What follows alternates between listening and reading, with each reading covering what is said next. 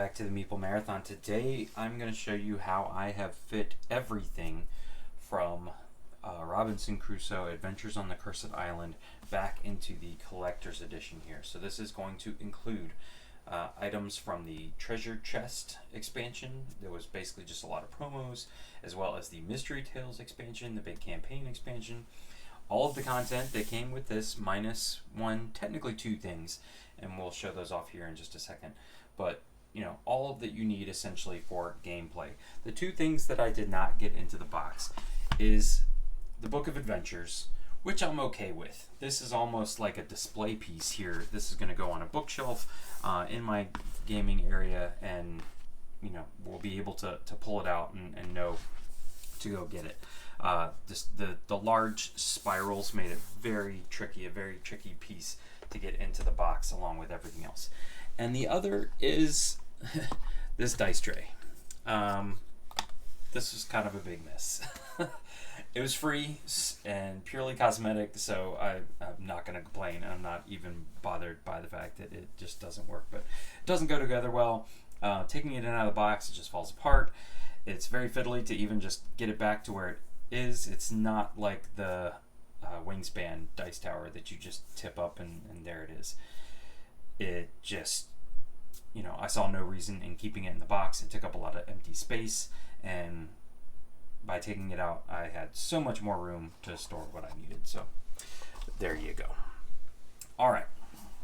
So basically minus the Book of Adventures, which I would have liked to have had in here just so I could grab the box and go. But again, this thing will look fine on a shelf. All right. So what we have on top here is all the large sized rule books. And I'll show you where the smaller ones are here in a second. But they could go up here as well. But the most important thing is to, and even some of the stuff from Mystery Tales, like full-size sheets of paper, all that's just kind of sitting here on top, nice and flat, is the Introductory Campaign Scenario Book, which has a spiral bound to it. This little cutout right here is not there for you to grab. It's there for this to sit down a little bit and helps create a little bit more flatness. So make sure that is always down first and that the rings are sitting into that little groove and everything will fit just nicely. All right, here we have the miniature tray, which essentially has not changed. I put the first player compass as well as the 3 discs that you place on top of the decks of cards when certain events are happening. But they just fit nicely in that space. Otherwise, nothing about this has changed. All right, now here we have these items. These are some of the original, you know, scenario sheets, as well as some of the smaller. You know, this is the treasure chest rule book. This is all stuff for Mystery Tales. This all is smaller stuff and fits nicely right in that little pocket right there. Now you'll notice I don't have the board in here. That's because I got the playmat. You can see it down here, and I'm always going to play with the playmat. So I could fit the board in here. This is where it belongs. It could sit in that space, and these could just go on top. So if you don't own the playmat, don't feel like this is not going to work for you. I have my gamer and pirate miniatures right here. So they're a little loosey-goosey right here, but they stay put, and I feel like that's protected enough. I'm not worried about these two guys here. If anything, kind of the pirate swords and guns that are sticking out a little bit is the only thing I would be concerned about. But they fit in that spot, and the only thing sitting on top of them is this miniature tray, which there's, you know, spaced air underneath the miniature tray. So I think that works out well. Then here we have our token tray. This was provided as part of the storage solution. Just pulls out right there. You can just see how I've decided to divide up my stuff in here. So here's where if you were going to cover up one of your fate actions, you would do that, or if you take poison or some other type of wound, then all your various trackers and tokens, health trackers, the little cubes that are going to go onto your player board. Then I've got my wood, my hide, and my bread. And then from the treasure chest, you get these parrots and the fish. So the fish don't take up very much room at all, so they're sharing a spot with the bananas. The parrots were large, so they get up here. I could split up the bread and put some bread in here. Might do that just to make it easier to grab out a hide.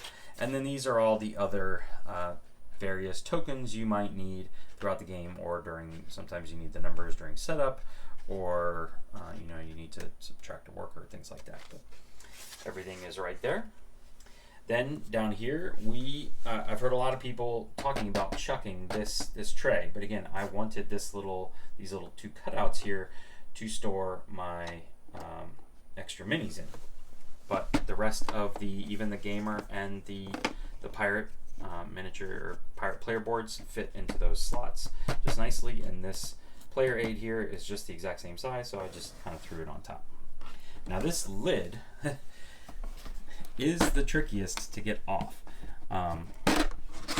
So just be careful you don't like send your minis flying when you go to lift that lid off. Okay, the only thing that I could find that was specifically designed to fit in those 2 little slots where I ended up putting my minis was the weather tiles that came as part of the Kickstarter promos. So I'll show you where those are here in a second. But you could put all your cards right here. They even give you dividers. That didn't make sense to me. So I have all of my main cards here in these 2 middle ones. So this is going to be all of my mystery cards as well as all of the event cards underneath. And these are going to be all of my like Friday and the dog and the hunting dog. And then underneath that is going to be the 3 different stacks for the 3 different actions. So these 2 decks are always going to be coming out. You can see here I have my Mystery Tales, which I have yet to get around playing through the campaign of that, but these are separated because these are specific for the Mystery Tales campaign. And then over here, these ones that are also tucked up sideways are the various modules that you can add in. So you wouldn't necessarily want to play with those every single time, so they are separated from the rest. And then here I have all of my small cards. I, for now, have kept the ones that came with the Book of Adventures in their little baggie. They fit in there just fine. That way I always keep them separated. Then we have here all of our map tiles. And then underneath is all of our dice. I don't have the add-on wooden dice, but as you can see, there would be room for them to, say, go in right here. So just kind of jumping around. Here I have all of my tokens. These are going to be used to show that you have unlocked certain, that you can unlock equipment or things like that, or you know, these discs just come in handy. Also, this is an upgraded first player token, and I can't remember what this one is supposed to be for. Or maybe the crab, I don't know, but these came with the treasure chest.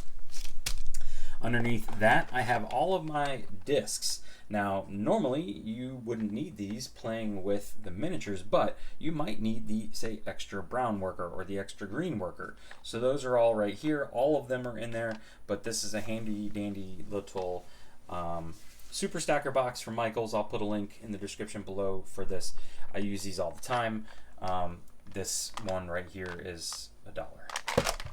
So underneath that, I have a couple of the other just kind of random promo tiles. So the shipwreck tile along with the instructions, don't throw those away because the rules are right there. This little volcano tile, I could put it right here. It just is a little bit smaller. And then these are the cave tokens that go along with this one cave tile right here. And so they're just kind of loose right there. But as you can see, plenty of room to move stuff around, even maybe an expansion in the future, who knows. And then last but not least, we have what's in the middle here. So these tokens are the discovery tokens that the bag comes with the treasure chest. So if you got the treasure chest, you get the bag, and so I have just stored those in there. You just kind of fold it over a couple times and it'll keep them all in there. What is in here? This is a large super stacker, or aka the pencil box, super stacker pencil box, and super stacker crayon box. This is the pencil box size. This contains all of the tokens and bits and pieces for Mystery Tales. So I'm keeping this separate so I don't get that stuff mixed up. And then underneath here is just a random assortment of some of the larger things that just didn't quite fit into there, but I may change my mind. You know, these come from the treasure chest.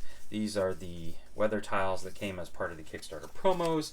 These also came from the treasure chest. So again, they could fit over here. I could do that very easily. And now that I'm thinking about it, I may just do that. There we go. Last but not least, we have our spy glasses, which don't really serve a great purpose other than just to say you have one. And then last but not least are the boards for Mystery Tales. These are for like little side characters. Those fit nicely in that space, and this space is big enough if you wanted to fit the actual character hero boards, they would fit in there. If you wanted to chuck that one lid, they could fit in there underneath this thing. And so that's it. Everything is in there. All of the parts of the storage solution are used. Again, the only thing I did was choose to not store or keep the volcano dice tower. So here you can watch me put it all back together. Before I put this on, I need to tuck that back in. There you go. See, you can even tuck this over there. That seems nice, but plenty of room. Plenty of room. Push these little lids down. Get these guys back situated again. There we go. Get these guys all safe and pointing their guns down. Maybe we'll put you guys like this, face down, so you're less likely to stick up your stuff. Maybe that would be better. Or even, yeah, let's do this here. Boys on one side, girls on the other. I think that'll work out a little better. Boom, and there. Okay, feel a little bit better about that. This goes right here, in no particular way. Again, if you don't have the playmat, stick your board right here. If you do have the playmat and don't want to carry the board around, stick those right there. Miniature tray goes on top. First thing that needs to go down is this spiral bound campaign quick start guide, and then everything else flat and large sits on top.